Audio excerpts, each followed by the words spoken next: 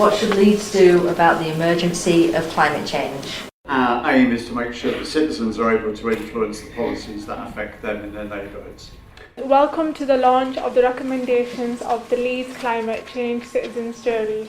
On behalf of Leeds City Council, I'd like to thank you for the time that you've committed, taking your deliberations on this really crucially important issue for the city and the country and for the globe, frankly. I'm Fatima Zainab and I am one of 25 members randomly selected to take part in the Citizens Jury. We're seeing problems with floods, we're seeing fires around the world, and it's an ongoing issue that has to be addressed. Across the 25 of us, one thing was common. We all had a shared love for Leeds.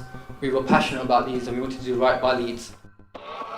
There are dire warnings that New South Wales will be hit by increasingly extreme weather. 2015 was the hottest year since climate records began. Figures show this July was the single hottest month in recorded history. Australia sweltered through its hottest spring on record. Climate change is now affecting every country on every continent. It's the rate that's of great concern. And what do you put that rate down to? Oh, it's human activity. We have everything we need. Some still doubt that we have the will to act, but I say the will to act is itself a renewable resource. Hello and welcome to Climactic. My name's Simon Moore and I'm speaking to you from the Northern Hemisphere, from Leeds in England. It's early December and there's a lot going on right now in both the region and the country. We're gearing up for a general election on the 12th of December, often referred to as the Brexit election. Many of us prefer to think of it as a climate election, given we're running out of time on the climate emergency. A lot of us are pretty tired of Brexit. It's been 3 years since the referendum, and the climate crisis is going to have far bigger and longer lasting consequences. Last week Channel 4 hosted a climate leaders debate. Two of the main political parties' leaders didn't show up for that. That was Boris Johnson from the Conservative Party and Nigel Farage from the Brexit Party.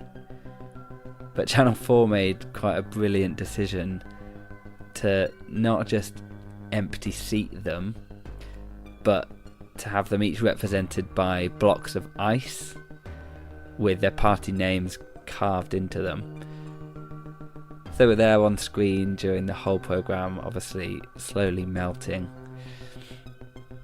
It was an interesting debate, and some of the major parties are starting to talk about the climate emergency in the right way. Labour are the main challengers to Boris Johnson's Conservative Party, and climate is right at the heart of the Labour manifesto. So it's quite exciting times, really.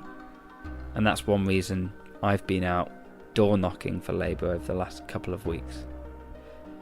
In Leeds, we've also just finished running a climate change citizens jury.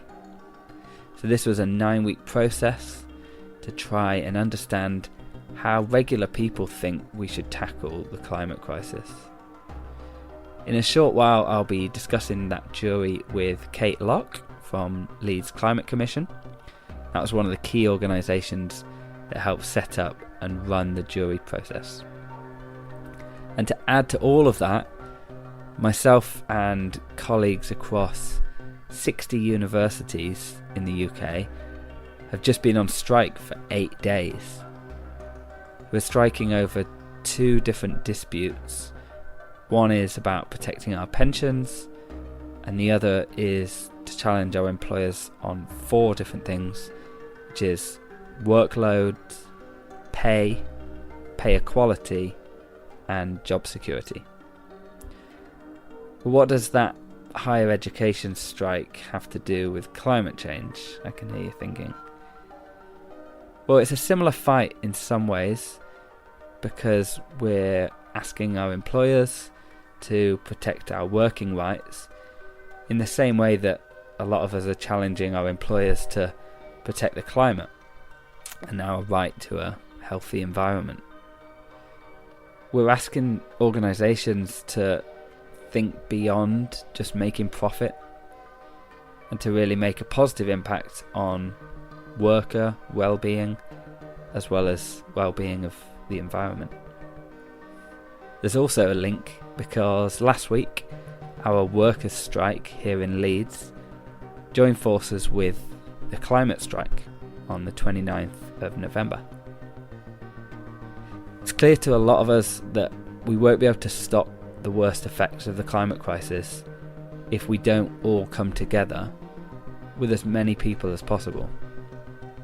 So it's important we keep building our coalitions so they're as strong and expansive as we can possibly make them. So I wanted to start this episode with a shout out to Climactic and to Mark Spencer in particular. Producing podcasts for this collective has helped give me the confidence to speak about the climate more publicly, and last week at the climate strike I gave my first speech at one of these events. It was to around 100 people, and I'm gonna play that for you shortly. So this was on the steps of the kind of main building at the University of Leeds where I work, where I was on strike, and this was just before we marched into town to join the main kind of climate strikers there. The other people I should thank for giving me the confidence or the motivation to give this speech were the kids that I've seen in Leeds and in other cities giving really inspiring speeches about the climate and about the future, and really just laying it all out there for people to see and showing vulnerability but also real kind of leadership in terms of giving their views on the situation we're in. So here's my speech from last week.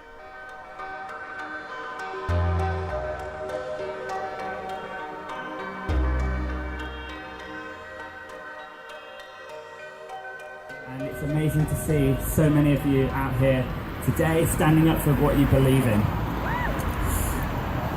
I feel, like many of you, that we have no choice now but to strike and to rebel and to show people that we have had enough. We must stop humanity from sleepwalking into climate chaos. I'd firstly like to thank you all for being here today. As Greta Thunberg would say, we do not want to be here. We are here because we are worried. We would much rather be out enjoying our lunch breaks, going to school, going to lectures, going to work. But we're here because our leaders are failing us. I just want to share a few reasons that have a few things that have inspired me just this week. Firstly, I've been inspired by joining the UCU strikes.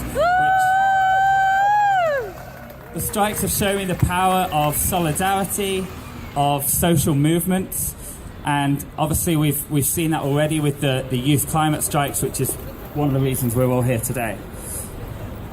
I also have been inspired by climate action on university campuses around the world. In addition to the Manchester students that Julia spoke about earlier, sitting in for 7 days, over in America, there was a big American football game between the universities of Yale and Harvard, and students and staff at half-time invaded the pitch, disrupted the game for an hour. Police had to remove them, and again that was to demand that Yale and Harvard divest from the fossil fuel industries. Woo!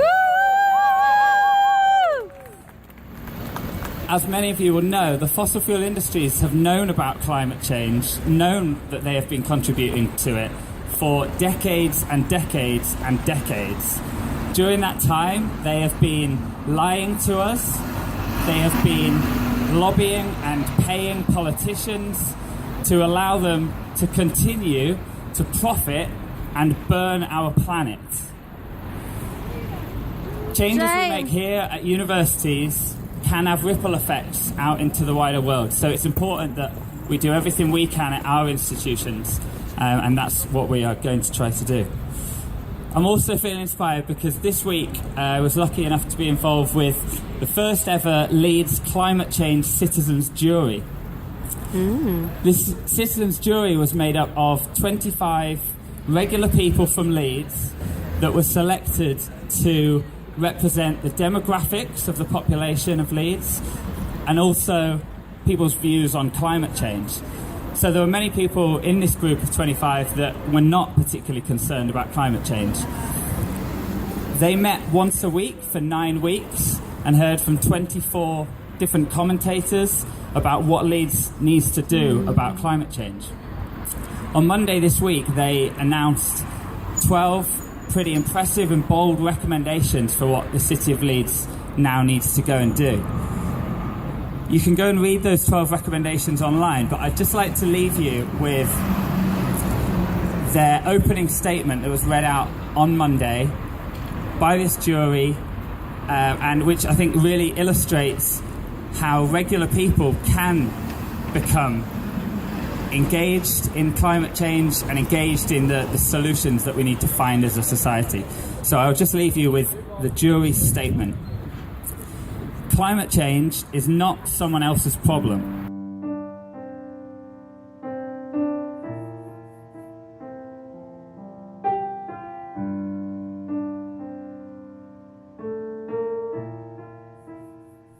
So at this point in my speech, I kind of brought it to a close by reading out the Leeds Citizens Jury's opening statement. But I thought instead of hearing me say it, I thought you would prefer to hear it directly from the jury. So here it is. This was recorded a week last Monday when the jury announced their recommendations of how Leeds tackles the climate emergency. Climate change is not someone else's problem. It won't go away or get better if we ignore it. We are facing a climate change emergency. Immediate and urgent action is required. Everyone from Leeds City Council, individuals, politicians, businesses, community groups and other organisations has their part to play. Every action counts. We are a diverse group, unified in our passion to resolve this issue. We have had the opportunity to challenge our own and each other's perceptions. We have concluded that we are at crisis point. We believe our recommendations can make Leeds a better place to live as well as addressing climate change. We don't have all the answers, but we hope our recommendations will go some way towards tackling the problem. Leeds led the world in the Industrial Revolution. We believe the city can now lead an environmental revolution.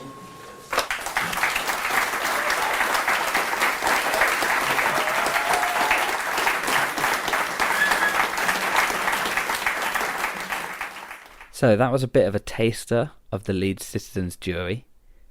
But here to tell us more about it is a good friend of mine, Kate Locke. Kate, thanks very much for joining me for a chat today.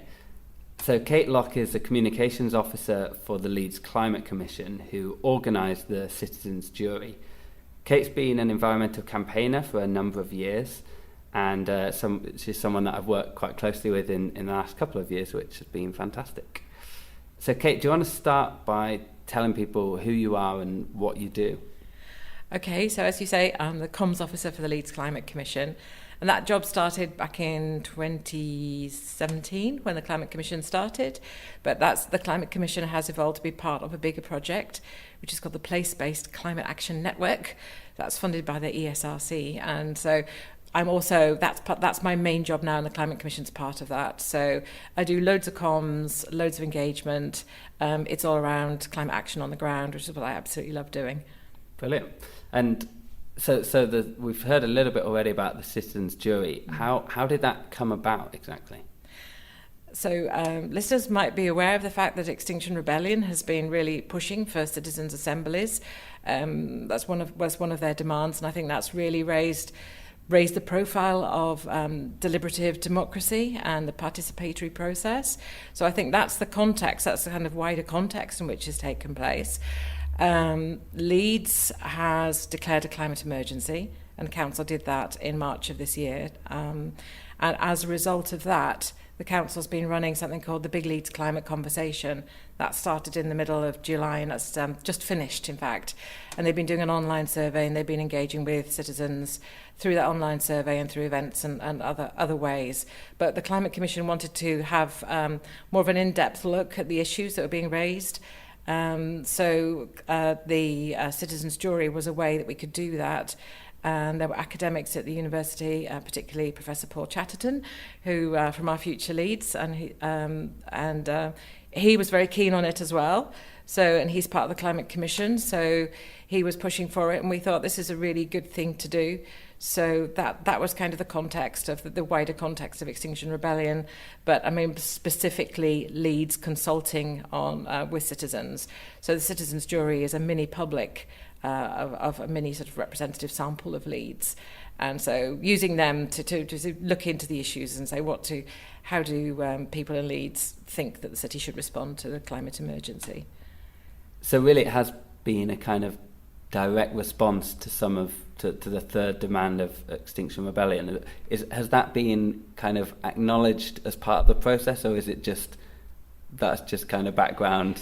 I think you could say that's the wider framing. I think specifically this is being done as part of, we've managed to get the funding sort of through a research project to do this. So specifically this is an engagement in Leeds, but I don't know that it would have happened without the wider framing and the push from Extinction Rebellion. Yeah, I'm not sure I'd even heard of a citizens' jury before a year or two ago, before Extinction Rebellion started talking about it. No, I hadn't, no. So what then were the aims of this citizens' jury in Leeds? Well, they had an overarching question, which was to address the question of what should Leeds do about the emergency of climate change. And really, it was up to them to decide, to come up with some recommendations for this. So they were taken through a process, working with expert commentators. So to some extent, we started them off, gave them a grounding with commentators from the university in climate change and the situation in Leeds, and then looking at the international context. But after that, it was up to them to decide what were the things that were most important for them to look at.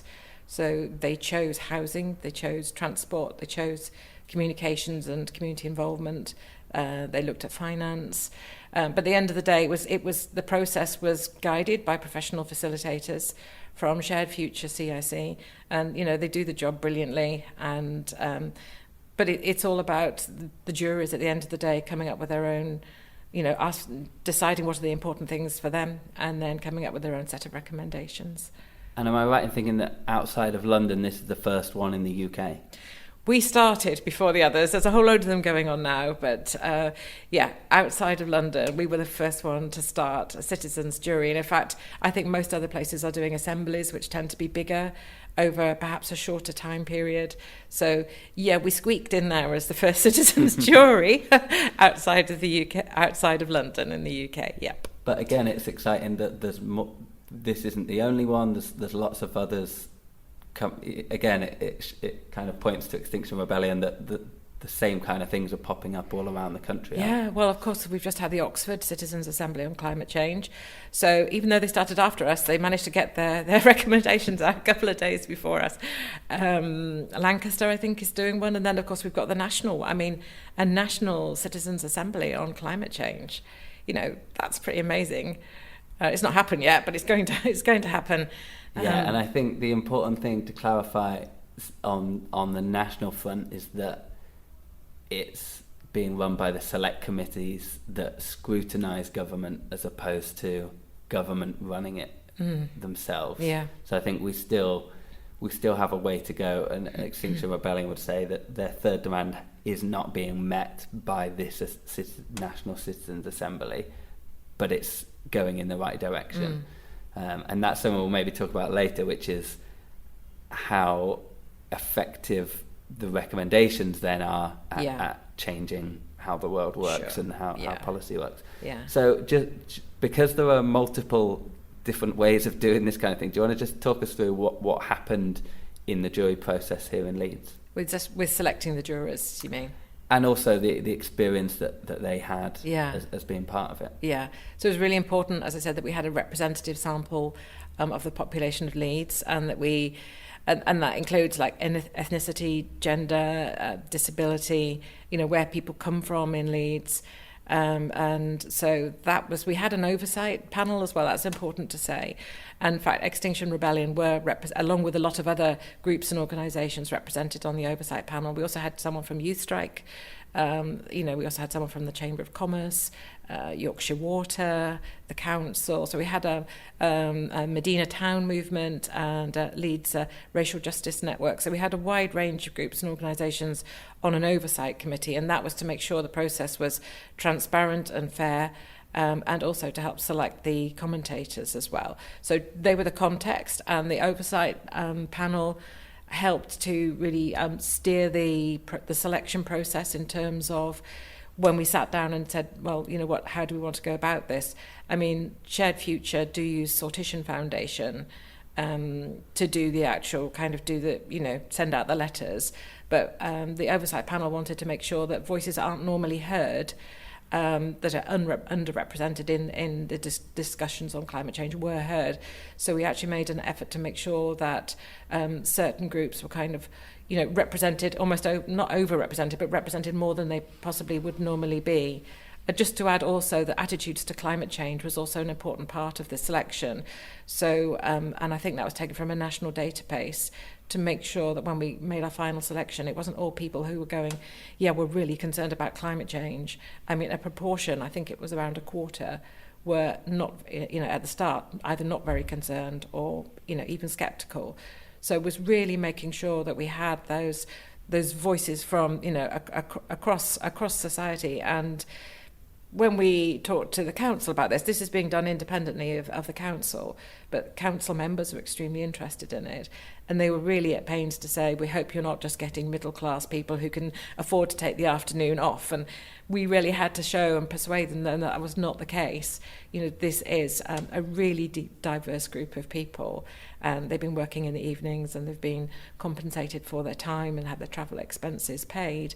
So what we've ended up with is a diverse group of people who've committed to taking part in this process over 9 sessions, and I think that's a huge commitment. I mean, they weren't recompensed very much for that time, in terms of they were given some shopping vouchers for it, but to commit to, it was 8 evenings for I think 2.5 or 3 hours, plus a full evening on a Sunday doing recommendations. So it was a huge amount of commitment in terms of their time, and we were just. So that was the process. They were selected, letters went out across Leeds, and people who wanted to take part responded to these letters. They had to fill in a short questionnaire, and then there was a sifting process from that. Yeah. So we selected 25. I don't think that 25 completely stayed with it. That's normal. I think we ended up with a regular cohort of 21, something like that. Yeah. And you kindly invited me in about halfway through that 9 weeks, and I got to come along and see those evening sessions. I think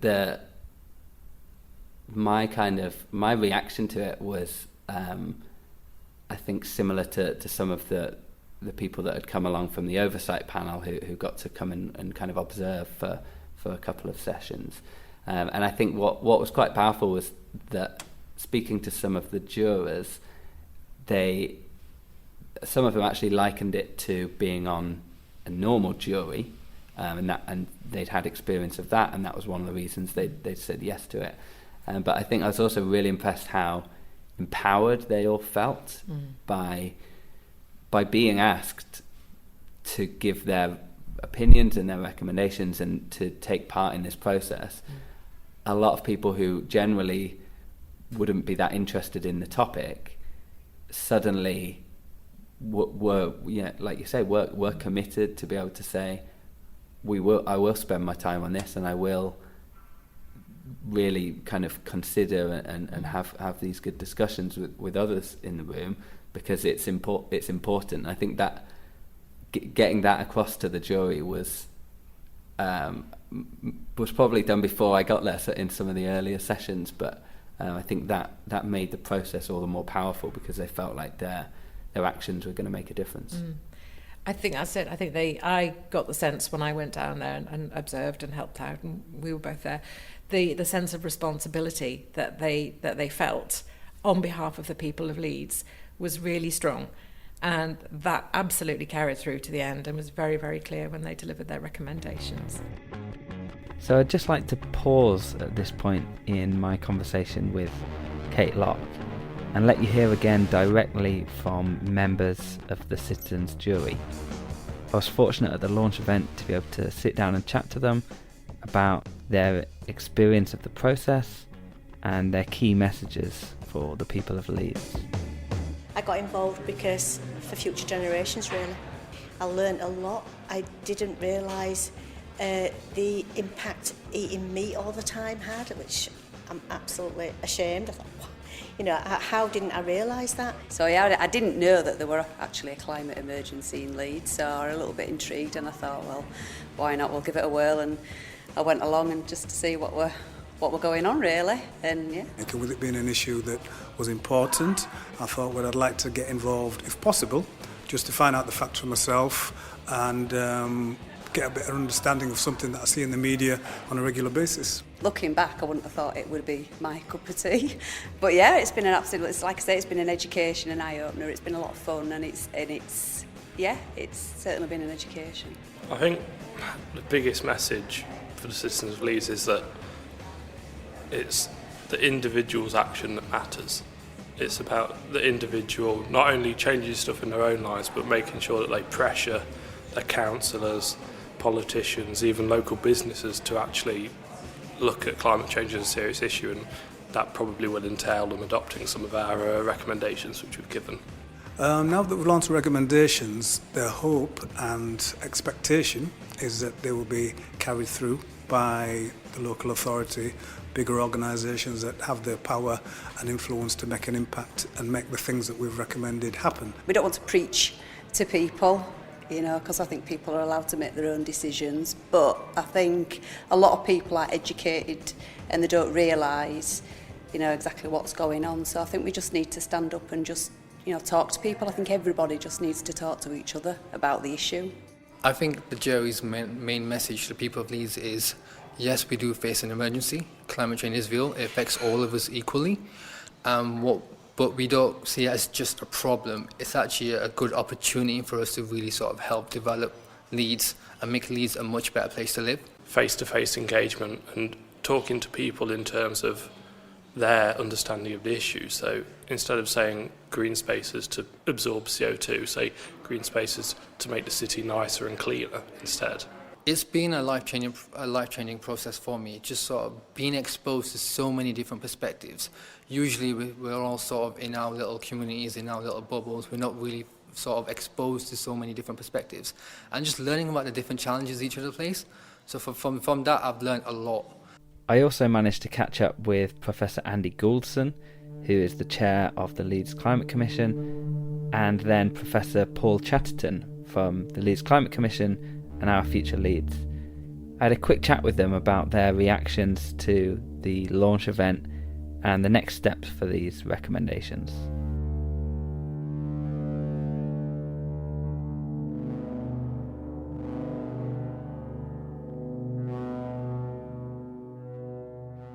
Honestly, I've had tingles down my spine most of the evening. It's really exciting. For all of us folk who are working on climate change, this year has been incredible. I mean, really positive, but also really intense.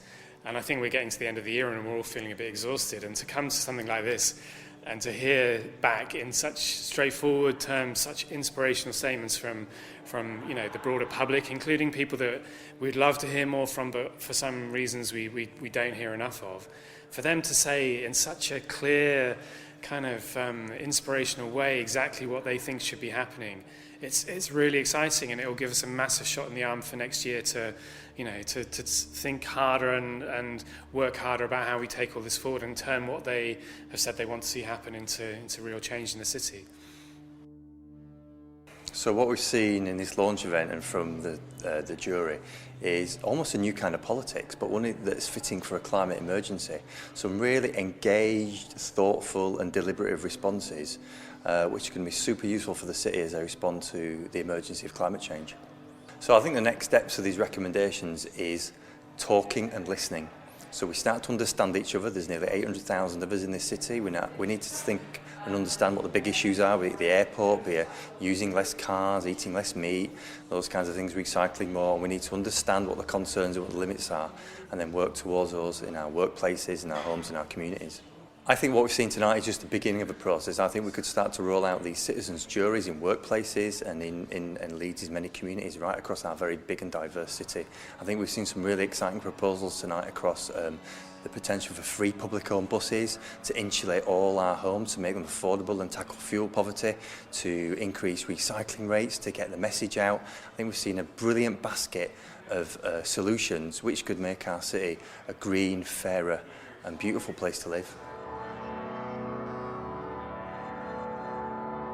So a week ago, we had the kind of launch event of their recommendations.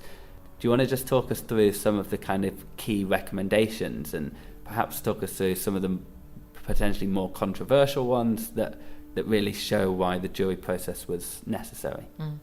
So, yeah, I mean, transport was really the key focus, not just transport, but that was the number one. I just should explain about the voting process. I think at the end of the process, when they came up with their recommendations, they got to vote. I think there were 12 recommendations they collectively decided on. Then they got 7 votes each. So those weren't in any order, but that meant that there was a ranking of these recommendations based on the ones that got the most votes. So the number one recommendation was around transport.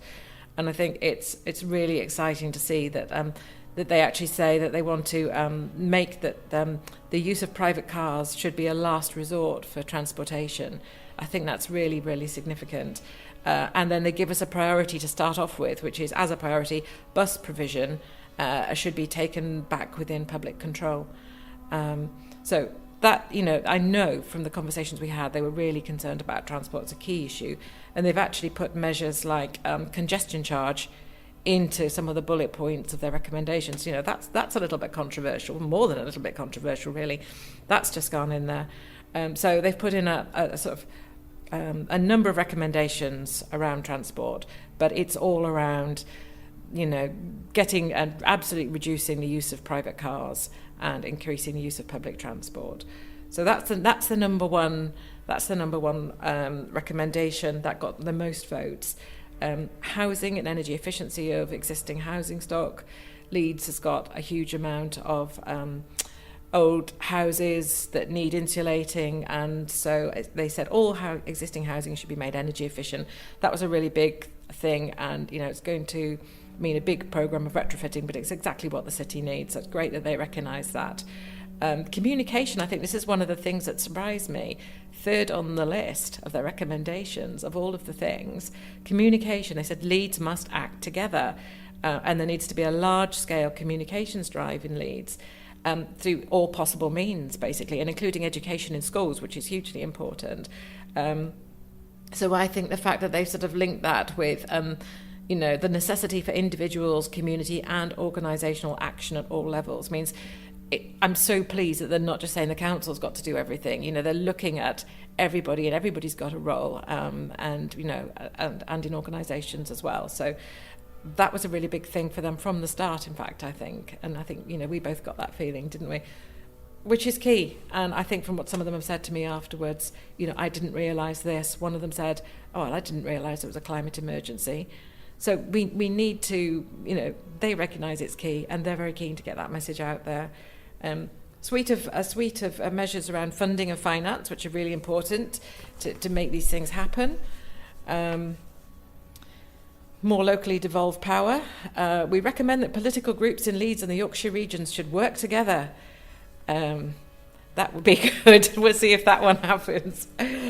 Important, though, to get things moving. More about future-proofing new housing and creating more green spaces.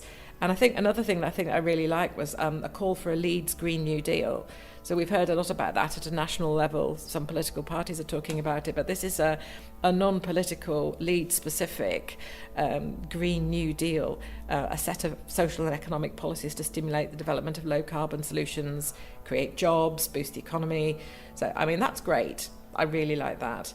And then, going to your question about the controversial ones, I think the most controversial one, and the one when I saw these recommendations beforehand, I went sort of, because from my point of view, I think it's great. And actually, when they announced this in the room, I think there was a little gasp and a cheer, wasn't there? Yeah. We recommend stopping Leeds Bradford Airport expansion. It's not compatible with zero carbon targets. To make this recommendation happen, Leeds City Council should not approve new road building or selling land to develop, and residents should block expansion and be educated about the impact of the carbon footprint. Now, 18 out of 21 citizens jury members believe that it is the wrong decision to expand Leeds Bradford Airport. 2 abstained. And then they also said, we believe flying must be discouraged by, for example, a frequent flyer tax based on income and number of flights and location, and also advertising holidays in the UK rather than abroad. But I think the fact that they came down so strongly about stopping the expansion of the airport, and one of them has said to me afterwards, if they don't do this, then what's been the point of us doing this? Because the carbon budget of the city is going to be blown within just a few years. It makes all our recommendations pointless. Yeah, so I mean that brings us on to what happens next. So last week we had a room full of kind of key people from the city of Leeds, really. There was a lot of excitement in the air. There was generally quite a good response to hearing these recommendations. But how do we move forward, and how do we ensure that these are kind of acted upon? So I think, first of all, even having said that these are recommendations for the city, the Leeds City Council is going to be absolutely key to this, and council members were there. The executive member with the portfolio for climate change, Councillor Lisa Mulheron, was there, and also Councillor Neil Warshaw, who chairs the Leeds City Council Climate Emergency Advisory Committee. And so council members and other council members were there as well. So first of all, they were there, they've received these. They didn't respond to them at the time, but the recommendations are going to be presented formally to the Climate Emergency Advisory Committee in January.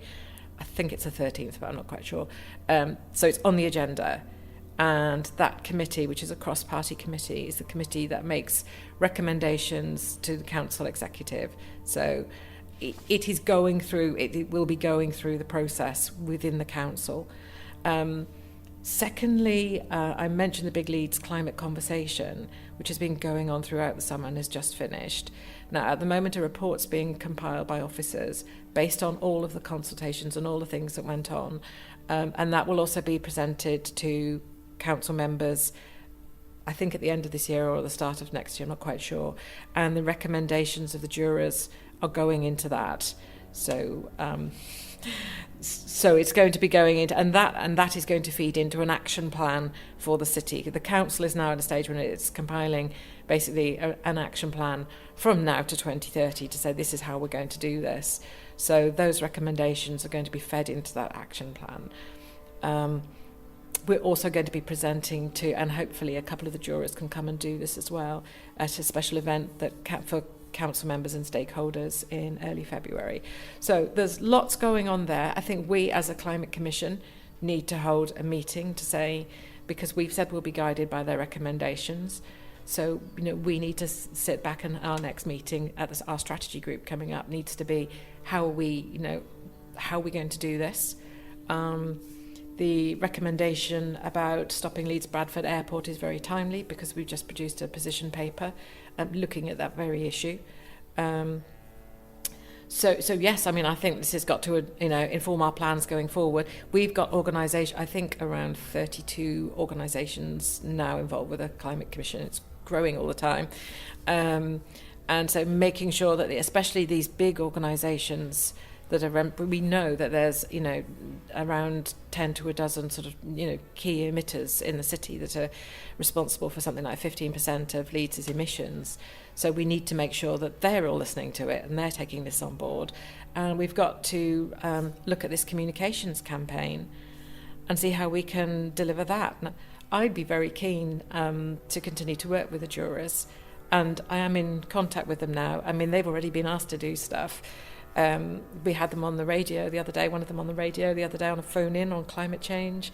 And I'm already getting requests for jurors to do things. So it's going to be up to the jurors to decide if they want to continue on in a voluntary capacity. But I think a lot of them do want to do that.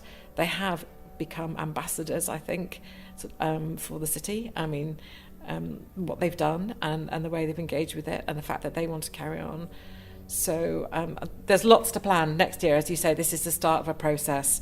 It's been tremendously exciting and a real journey for how far we've got, but the next stage starts now.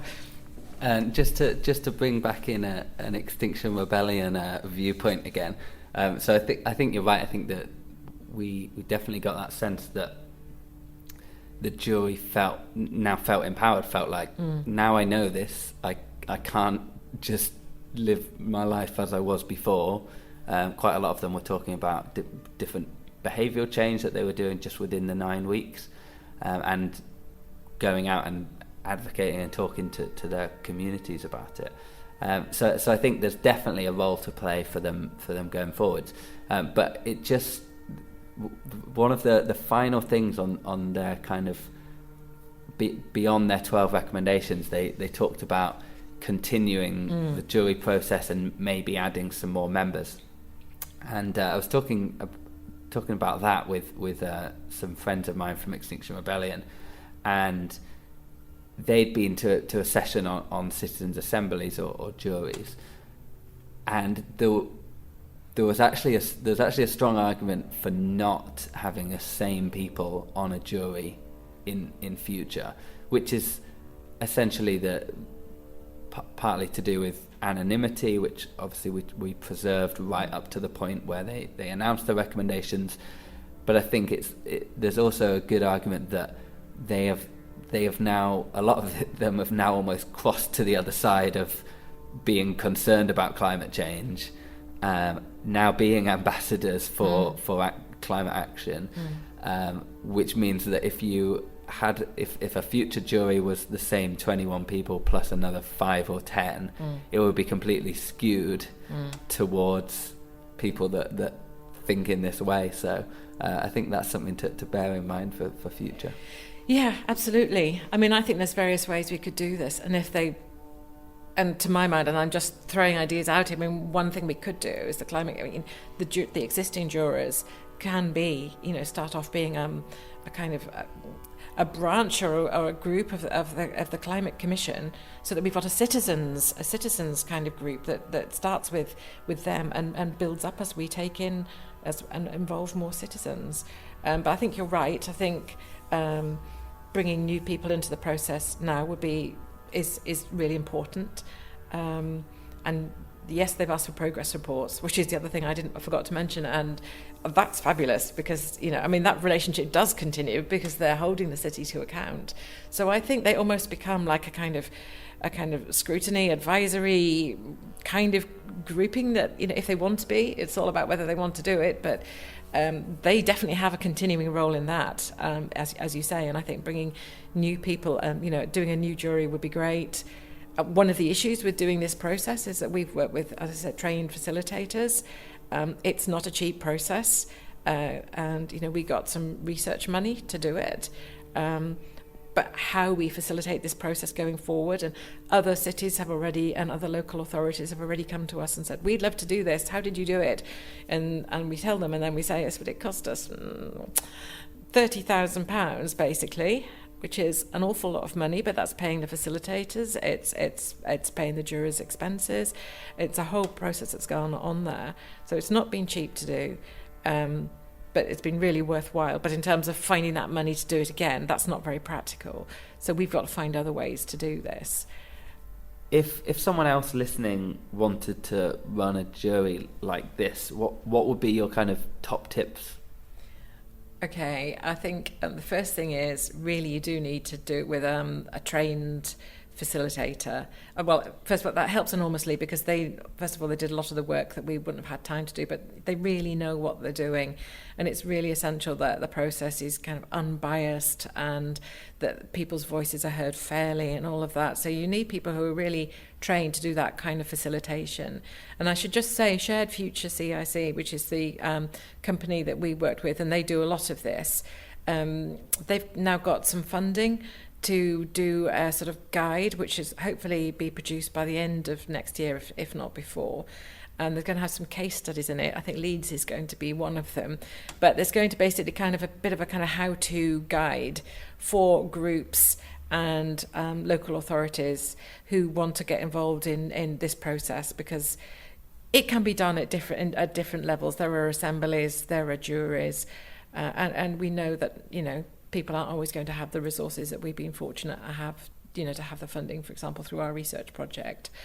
So there will be some help in the future from Shared Future, but you're going to need to get your local, probably, you know, for it to be effective, you know, it's got to be taken seriously, and that means you really need to get, you know, your local authority involved. You mean you really want to get sort of the broad political kind of backing for it, I think, because that's the framework it is inevitably eventually going to feed into. And it's talking to you, you know, who are the, you know, is there a university where you know, use the universities, chambers of commerce, faith groups, big charities, you know, it's a big thing to do, but at the same time, this is how this whole kind of collaborative, coming together, deliberative process starts. And just taking a step back from what we've done with this process over the last 3 months or so, just on a kind of wider time frame of yourself being involved in action on climate change, how pivotal do you think a citizens' jury process could be in us taking positive steps forward, because we've kind of been lacking them for a long time, haven't we? I think it goes back to why we started the Climate Commission, is why we realised that, you know, local authorities by themselves can't do this, not just because of austerity, and we've got, you know, 10 years of the cuts and everything, but just because the problem involves everybody and the solution involves everybody. At the moment, we have a system of democracy that's based on sort of, you know, national government, local government. But we can see now, I have seen such a change, not just in Leeds, but in York, where I live, in terms of how local councils are sort of reshaping to sort of bring in more people. So it's early days, but, you know, the fact that they are asking people, you know, to come in and you know, speak to committees and things like that. But we have to grow. I think we have to grow this process, because the process that we've got at the moment is too cumbersome and slow, and, you know. But yeah, we are struggling with the process. But I see that the thing I see is the changes happen so quickly in the space of literally a few months. There's been such rapid change, and these climate emergency declarations and these challenging targets that cities are setting themselves. So many local authorities have now gone for a 2030 net zero target, UK target being 2050 at the moment, so big discrepancy. And so 10 years to pull this off. So councils are really, really wrestling with how they're going to do it, because, you know, having made these commitments. So that is really accelerating the process. So I don't know what's going to come out of it yet. But I think you're absolutely right. And you know, that real groundswell of people wanting to get involved is so strong. We're getting people contacting us at the Climate Commission all the time going, what can we do? How can we get involved? And you know, we haven't got the resource to kind of almost bring them in at the moment. And we really need mechanisms to connect all these people who want to be involved with this action on the ground, but also linking it up with action across the city and the whole, you know, democracy process. We're finding out. Yeah, so plenty still to do. Yeah. That's great. Well, thanks very much for taking the time to chat with me today. A pleasure. Thank you very much. So once again, thanks to Kate Locke for the excellent discussion about the Leeds Citizens Jury. We'll keep you updated. The recommendations have just come out. As Kate was saying, we're obviously hoping that the recommendations get listened to and acted upon by the council in particular, but also other organisations. So stay tuned. I will do my best to give you all an update in the coming months, and hopefully we can use that as a bit of an example of how these things can work in other cities in the UK and around the world. Do get in touch with myself or with the Leeds Climate Commission if you're interested in running one of these things. I know it's not something that many of us will have run before, so it's good to make sure people are getting good advice from people that have experience of it. So I'd just like to finish up by saying thank you to you all for listening. Hopefully it's useful hearing insights from the Northern Hemisphere. It's always great hearing what's happening down under in Australia. So thank you all very much for listening. Thanks to Mark again for having me on the show, and also for his help producing this episode. It is much appreciated. So thank you all very much for listening, and I hope you have a great day, as Mark would say. Cheers.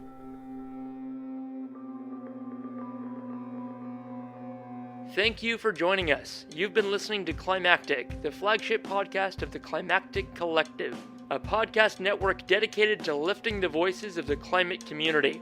You can find out more about the people behind Climactic and all the shows we produce at climactic.fm. We are a social enterprise podcast network, and we greatly appreciate your support. You can find a link to our Pozible where you can support us directly in the show notes of this episode or from our website. Thank you for listening, and from the whole Climactic Collective, keep up the great work and take care of each other in these climactic times.